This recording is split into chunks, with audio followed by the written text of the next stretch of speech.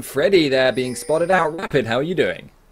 I'm doing great, Spuddington. It's nice to be joined back together once again here on Chaos TV's WePlay Invitational. Yeah, here we go. I think Alright, okay, sorry. I was a little bit slow loading in, but you know what? It's good to be here. I want to say SK, going in with this lineup, at least it's nice to see sort of a linebacker. If you're used to American football, this is the way it sets up every time. You're in Europe now. I know, I'm not allowed to reference American football, but if... for the time being, it's nice to see Freddy just getting a little bit far up there. Now in a 1v2, I'm not sure he's, I think he's bit off a little bit more than he can chew right there, but the roll drop down a trinket ward immediately gets killed. That's pretty valuable at this stage of the game. I mean, that cuts down the vision, means they have got that wasted resource that will take a while to come back up. But it does look like we are going to see a 2v1 swap up this time. SK heading in for the top lane, putting Lucian Thresh up against Renekton. Rengar going to be in the bottom lane 1v2ing himself, and I've got to say actually, it feels to me like this time SK are swapping up in prediction of a 2v1 that hasn't actually happened. Now, usually you'll see when a solo laner knows that he's going into a 1v2, he'll actually just follow the jungler around in his own jungle and pick up some XP from, you know, big camps and then doing like a small camp right after the buff. But that's actually not the choice here for Freddy. He had the option to stick around, but is just gonna get denied CS and experience down here in the bottom lane. Not willing to deny the Destroyer, who is Svenskrin, by the way, in case you guys are just now joining us, any CS just yet. So, for the time being, we do have 2v1s, and I guess I should probably ask you, Spuddington, who do you think is going to fare better in these 1v2s? You think either Renekton or Rengar? Well, traditionally you would expect Rengar to come out a little bit worse. He's not terrible in a 2-on-1. He can sustain himself decently using his empowered W, but compared to Renekton, he has a little bit less capacity to set up ganks for his jungler and a little bit less wave clear, which generally means he's in a bit of trouble. But now he's actually in a lot of trouble, because if you notice, Jarvan is going for the 3-minute 20 timing gank. Oh, but this could be dangerous. Top. Yeah, Svenskrin's going in underneath the turret. There's a cannon minion taking up the turret. Here we go. We're getting the play backwards. Nif's gonna tank up the turret. It actually switches aggro to Candy Panda, but he gets first blood underneath the turret, taken out for Reese. Bottom lane, we saw they attempted to dive, but Freddy managed to come out alive and action across the map, but the first blood goes to SK. And it was just a very nice play by Freddy in the bottom lane that kept him alive.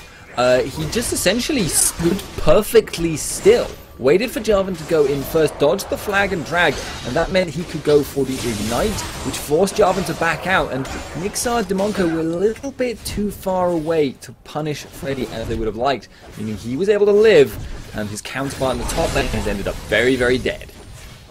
Freddy, though, very low HP. Does have a Doran's shield, so a lot of regen from that, but should need some lane relief here in just a minute. So, I'm not sure exactly why Spencer is spending too much time up top lane. I don't think Nif and Candy Panda really need a ton of help to take that turret down, but it's the first turret of the game, down at 4 minutes and 30 seconds for SK. Yeah, it's just an extremely fast tower push they're running right now. That's a very, very big windfall for them at this stage of the game. That much bonus gold spread between those three people is very, very significant. Their bottom tower isn't even something they need to worry about. So if they can actually get a second dive on Renekton, they could keep shoving. Even if they can't, they can walk up to the tower and Renekton Jarvan will not be able to burst them down quite quickly enough to force them off. Forces the 2-man up top. Yeah, that's going to be that Jarvan has to come up there, drops the standard just to clear out the wave. Death Sentence, though, grabs in on to Jarvan, played backwards, takes him down, takes out about a third of his hit points, and wave cleared out. We'll keep that top turret alive, but down to about half hit points. And now it's the same thing we saw in game number 1, but a little bit of a different style, as Svenskrin is just really making that upper jungle his own, taking it away from the red. Yeah, and they're very, very happy to keep doing that right now. Freddy is in the bottom lane, is going to have to recall. They can send their dual lane down there now and get Svenskrin back in there to start pushing again. Rengar is obviously a little bit behind, but he's level 5 to Renekton's 3. Fires is going to have to freeze up top or risk ending up in a one-on-one that he can't win against Rengar, which is very, very risky on his part. So at the moment, seems like SK are taking control once again in the early objective. Very similar start to the game as we saw in game number 1. Took a little bit longer to take down the turret, but hey, it's 6 minutes in. There's already about a 1,000 gold lead here for SK. Now, they're going to keep pushing down that bottom lane. It's going to be the duo lanes finally meeting each other down there. But with that early kill, giving a BF sword over to Candy Panda, he's going to be miles ahead of Nixar in damage. I mean, with the Sheen, Nixar should be able to out-trade in bursts. At the same time, you don't really out-trade a Lucian in lane. Yeah, it's always a little bit difficult, but Ezreal, if he can be landing the Qs, he will actually out-trade most AD carries early on. It's one of those strange things, though, because it's very powerful if he can land it. If he cannot, though, it is absolutely worthless. Comparable damage, though, with the Sheen proc on his Q to an actual piercing light from Lucian, but a lot more mana sustain on that and a shorter cooldown to boot. So, he's going to be going in for the game.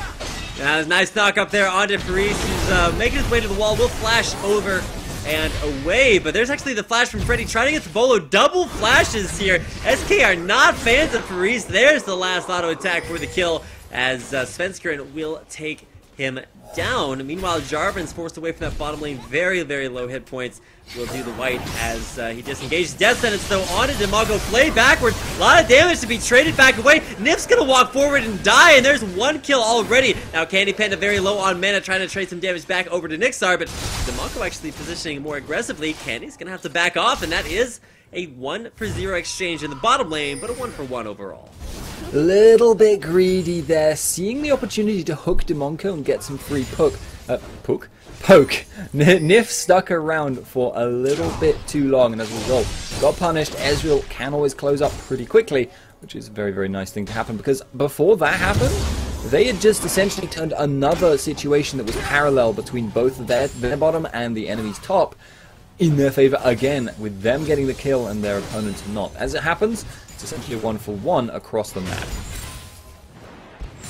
Candy Panda, though, is still pretty low, but with the Targon's Brace there onto Nif, it should heal him up relatively well, so we'll have to see if he can get those 3 charges off to give a little bit of extra sustain there to Candy Panda, and a little bit of extra gold there as well. So, at least for the time being, top lane very well in favor of Freddy. Bottom lane, we've seen some weaknesses there, especially with Nif dying first in game number 1 and game number 2 as well. Not for First Blood, but dying down there in the bottom lane.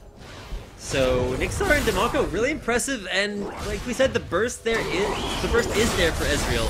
He just needs Annie to set that up for him. We're gonna have the junglers going at it as Svenskeren, level advantage down there, will get there on to Jarvan. Misses the standard away. Freddy, Thrill of the Hunt's down, looking to engage onto Demago, but actually will turn things back around to his lane opponent there in Faris. Yeah, and this is actually buying time now for Svenskeren to steal the red, but he has been called. They're going to go for it. Yes, and the red actually losing the red, and there's going to be the ult away. Will it be enough? Oh, it's a trinket ward over the wall. Audacious charge to the golems, but the damage from golems and the ignite will be able to take Svenskeren down. So successful defense of the jungle, and now the red with the red onto Faris.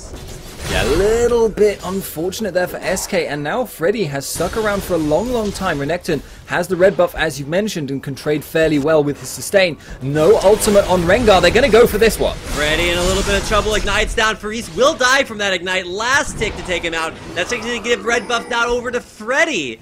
So, some crazy buff transfers. I think it started out on Svenskeren, went over to Faris, now it's on Freddy. He's actually pretty low, but I don't think Demago can kill him just yet. So, for the time being, Freddy looking very strong in the top lane.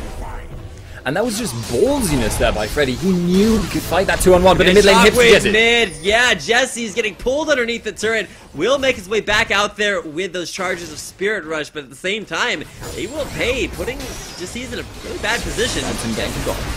Yeah, it's going in, and there's going to be, oh, immediately Annie just exploding. Demago going down. There is the Audacious Charge going in. Will Svenskeren try to trade this back? There's a barrier down. Will it be enough to keep Nixar alive? Couple more auto attacks. It's the empowered play from Nif to grab the kill on to Nixar.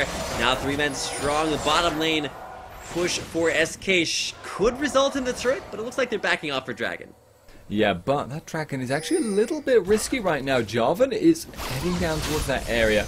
Orianna is going to be pushed up against her tower, so that's going to be difficult, but they are getting quite low here, and Candy Panda can't really force Demalke away very easily. I mean, the disengage box down. Darwin will use the standard combo to get away. Still in the area, though, can smite this away, but should look to get given over to the Destroyer, who is Fenskrin. So that's going to be another Dragon there for SK, or the first Dragon, rather, of the game going their way. First turret, first Dragon, 3-kill advantage, and up to a 3,000 or 2,000 gold lead already in 11 minutes. Nice hook there on Jarvan, making sure he couldn't do anything about that Dragon there. And he gets forced away, gets forced to go back, but does give this Ezreal Annie combo a little bit of time now to move towards the bottom lane. And it doesn't look like Svenskeren has any intention of trying to defend that tower, and they might well lose it for this. Push is very strong, and yeah, there's actually extra attack speed onto Demonko there with the Essence Flux. That's going to be bottom turret, especially with the Sheen auto attacks coming out from Nixar. So 1-1 in turrets now. Red starting to even things back up, but Candy Panda has a Bloodthirster completed, as well as about a 20 CS lead over Freeze. That's about 14 CS, so let's not get things out of hand here. But with that Bloodthirster in lane, just going to give him so much sustain and damage that Nixar and Demonko are going to have to play this one very carefully. Yeah, there is a definite advantage across the board to SK. Orianna in the mid lane, though, is actually doing pretty well, but has gone for a very late game, or at least is going to go for a very delayed power spike on Catalyst and Tier. Not a lot of damage right now. Very, very strong late game. Will have even more mana pool than you would ever expect from Orianna, but just not going to be strong when they need her to be, because right now the other two lanes are falling a long, long way behind. Renekton cannot fight Rengar 1-on-1, and you can see right now the 3-man and bot going for the dive. Yeah, Nift actually just tanking up the turret, making sure the rest of his team is safe. Takes it up a little bit too long, almost goes down, but there's going to be the culling that come out. Nixar gets culled, and there's going to be one kill. Will they find a second one? Audacious Sharks forces the flash there out from Jarvan, taking up the turret. Svenskeren gonna drop the dunk there. Svenskerin's down, but it's a double kill. Candy Panda, and he's called it Mandy Panda after that, getting in for the dive, the double kill, and overall 4-0 and 2. An incredibly strong bottom lane for SK. Increasing that goal difference between them again, and it means Jarvan isn't able to relieve the pressure on top lane. Freddy is eroding that top tower. You can see it's gone down now to what can't be over 500 health at that point, so very, very unfortunate. And the mid lane as well. Going for the dive, just he's getting in there, drops a lot of damage, as well as the DFG and Ignite on a They Will Pay, who does not actually pay. Maybe he gets a discount on the toll, I'm not sure, but just he's dive unsuccessful, and you can see not even the command shockwave. There's a little bit of an outplay opportunity. Anytime you dive an Orianna, you're gonna have to worry about the command shockwave, but he didn't actually use it at all, so not actually worried about that. Just takes him down to half hit points. Yeah, he did force the barrier though, but Freddy now is actually trying to 1v2. I'm not sure why Freddy is down there in between the turrets. He's just harassing Jarvan out of his own jungle. It's like, this is where you can't quite get past. They Will Pay takes a little bit of damage, shields himself up with a command protect, and now a Thrill of the Hunt coming in from behind. Freddy's gonna dive this turret and hopefully have some follow-up. Doesn't even need it. Will take the lantern back out. Doesn't even need the lantern. It's gonna be a dark passageway for the safety, and the middle turret going down. All three outer turrets taken down now for SK. And you can just see the level of coordination. There is no way Freddy would have gone for that play if he hadn't known both where the enemies were and where his own team was in relation. He had that dark passage waiting for him, and now Svenskeren is pushing out that he's killing that red buff, taking that away. And the red, they just don't know whether SK are now going to go for some kind of aggressive play on that mid lane. They know Lucian is bot. They know that they've got several guys missing though, so it gives SK a free opportunity to go back, because it's a little bit dangerous for anyone on the red to advance outwards a long way. Candy Panda pushing out the bottom lane. He may go back after that and just look to pick up another item or so. About a 5,000 gold lead, almost 6,000 now, as Jacees grabs the blue and heads back towards that middle lane. They Will Pay does not have a blue buff, and with those extra cooldowns, yeah, Jacees all of his moves back up again, including that Deathfire Grasp. He's got death on his mind and is pushing down that middle lane, looking to find out They Will Pay. Gonna try to get back in the lane, but if he takes that short route, I'm not sure. Okay, yeah, Jesse's backs on off for now. Doesn't quite know where Jarvan is, but getting scouted out there is Nif and Candy Panda just roaming through the jungle, looking to put a lot of pressure mid. There's the initiation. Command Shockwave hits Jesse's and Nif, but a double knockup as well. They will pay, does pay with his life. Death Sentence grabs Jarvan, pulls him back in. It's a double for Nif, a triple, or a double for Candy Panda. Triple kill at the end of that, and Candy just grabbing all the kills now. Mr. Tibbers going in. True Shot Barrage will miss on to Nif. He stays alive. Legendary Candy Panda 8-0-2. Candy's going in for one more. Leaves it up to Freddy. And that's the ace. The Red calling GG at the 16-minute mark has a devastating performance here from Candy Panda and really just the entire SK crew pushing up the middle lane, taking the second turret. SK this game have just always been one step ahead. You saw the kind of engages in turn there. You saw the first couple of guys from the Red going in because they thought they had the numbers advantage. Then you suddenly had several guys coming out, but in turn, an attempted engage here from the Red, but they just can't get that. They're too hard to pin down right now. So SK right there, essentially baiting in the Red multiple times to go for an engage that they couldn't win and simultaneously taking out objectives. Really, really good stuff from them. Freddy has actually aggroed the goal.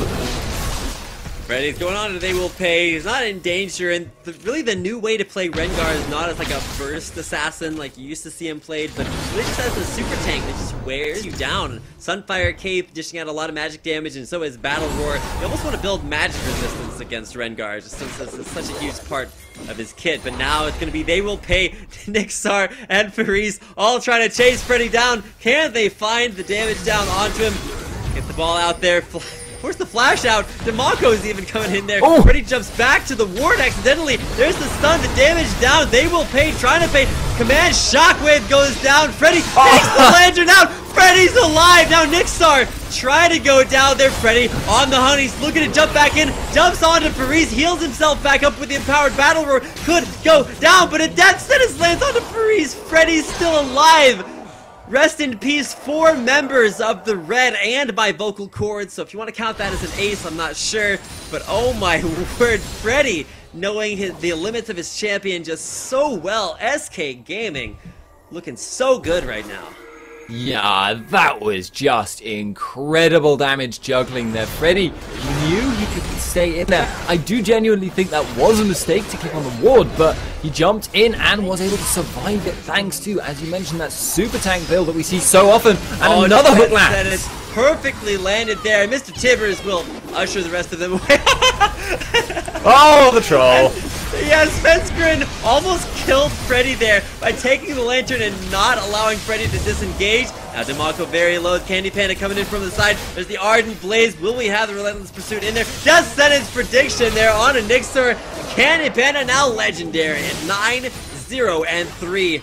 Top inhibitor looking to go down. Could be the first inhibitor of the game. Just seems to just made that bottom lane his own. Oh, Ardent Blaze misses onto They Will Pay. Oriana stays alive for another day. The culling coming out. Nifty Candy Panda gonna have to watch out for themselves up there. First inhibitor will fall in the top lane, but meanwhile, Mr. Jesse's pushing down that bottom lane has taken the turret. Will take the inhibitor. Nobody wants to go there and make credits. Yeah, Jesse's hasn't really been doing very much except just pushing down, but going for DeMonco now, that is just an insta-give right there. SK right now, 16k spectator. Whatever happened there in the mid lane, I'm not sure if we caught that, but okay, shenaniganry. Svenskeren letting Freddy fight his own battle. Now Thrill of the Hunt. Freddy's going in. You cannot stop this guy. Looking for the engage onto They Will Pay. Just Shockwave, just in fear. There's going to be the taunt to land as well. Charm hits from Jesse's, and there is the kill onto They Will Pay. 20-minute mark achieved. 4-1 surrender. Both the Red go down 2-0. But at the best of 5, they still have a chance to come back from this. And we will be into Game 3 to see if the Red can bring it back from a 2-0 deficit versus the SK. We'll be back with Game 3 in the WePlay Invitational semifinals here on Chaos TV.